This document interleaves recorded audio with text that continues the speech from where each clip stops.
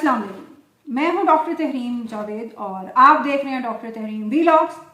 आज के इस वीलॉग में आपको खुशामदीद कहते हैं। आज बात करेंगे पाकिस्तान मुस्लिम लीग नवाज और बलोचिस्तान में मौजूद बलोचिस्तान अवामी पार्टी बाप पार्टी के हवाले से बात करेंगे। आज नून लीग का ये फैसला मुस्तकबिल में किस तरीके से देखा जाएगा और वोट को इज्जत दो का बयानिया कहां तक पहुंचेगा, इस बारे में बात करेंगे आज के इस वीलॉग में। इसके अलावा साबिक क्रिकेटर अब्दुल रज़ाक, उनके एक बयान के हवाले से आज बात करना चाहेंगे जो उन्होंने अच्छे और नेक बच्चे पैदा करने के हवाले से दिया।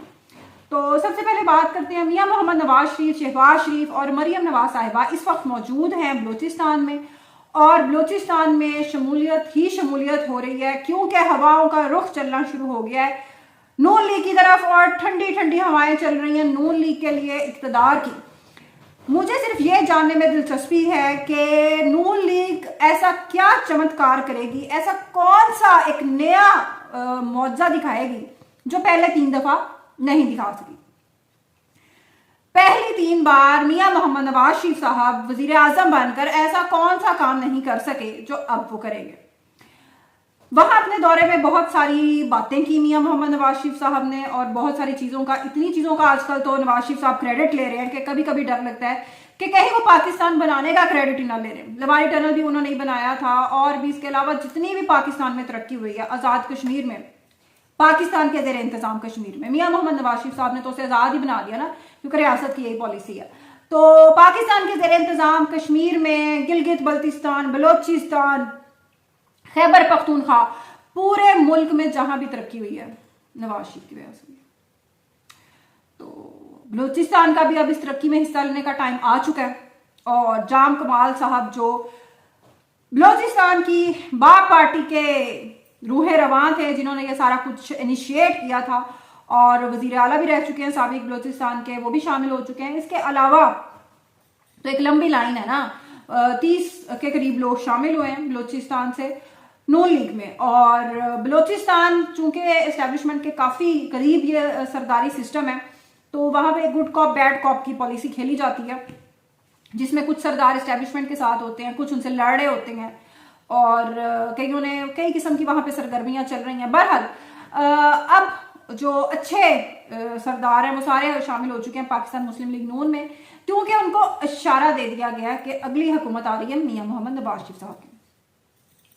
ये सरदार पिछले 30-40 साल से कम बलूचिस्तान में कितनी तब्दीलियां ले आए हैं मियां मोहम्मद नवाज शरीफ साहब की सरबराही में। तो वो तो बात बड़ी इंटरेस्टिंग है और देखते हैं कि अब कौन कौन से ऐसे काम कर लेते हैं जो पहले नहीं कर सके थे।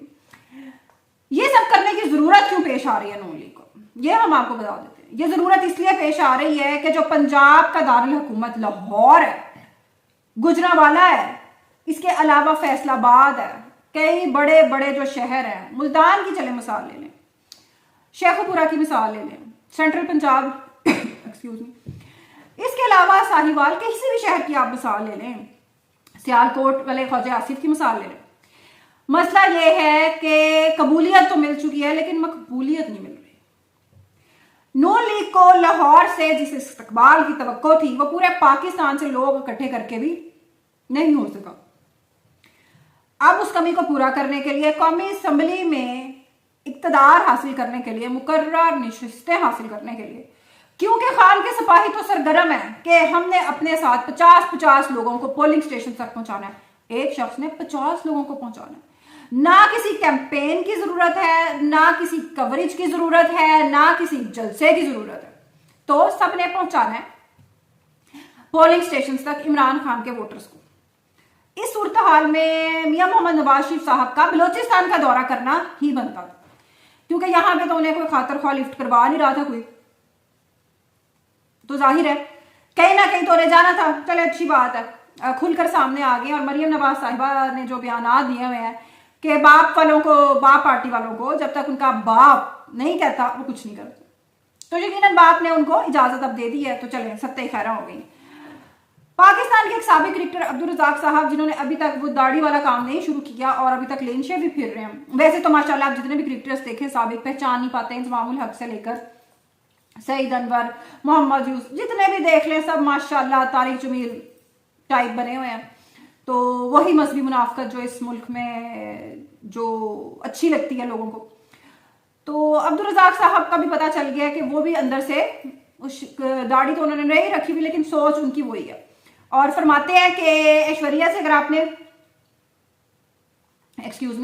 ऐश्वर्या से अगर आपने शादी करनी है तो बच्चे आपके कोई नेक परहेजगार तो पैदा नहीं होने। ऐश्वर्या तो नहीं, लेकिन एक साबिक पाकिस्तानी अदाकारा नरगिस के साथ उनका ताल्लुक काफ़ी खबरों की जीनत बना था काफ़ी साल पहले। और अब्दुल रज़ाक साहब ने शायद ये जो जुत्ते मारने का स्टाइल है वो शायद स्टेज ड्रामे काफ़ी उस ज़माने में देखते रहे होंगे, तो वहाँ से शायद उन्होंने ये स्टाइल लिया है। और मैं काफ़ी देर सोचती रही इस बारे में कि ऐश्वर्या आखिर इस तरह के किसी शख्स से शादी क्यों करेगी। तो पाकिस्तानियों को माशाल्लाह अपने ऊपर कॉन्फिडेंस देखें कितना है कि ऐश्वर्या ने अब अब्दुल रज़ाक से शादी करनी है, यानी उसको इंडिया में अपने लेवल का कोई बंदा नहीं मिल रहा। चले कॉन्फिडेंस है माशाल्लाह, हमारे क्रिकेटर्स का भी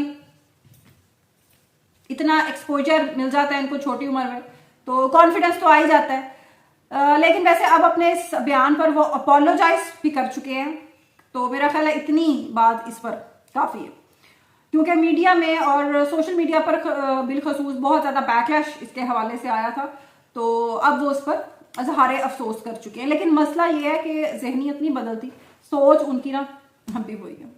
इंशाल्लाह कल मिलेगा एक नए व्लॉग के साथ। अल्लाह हाफिज़।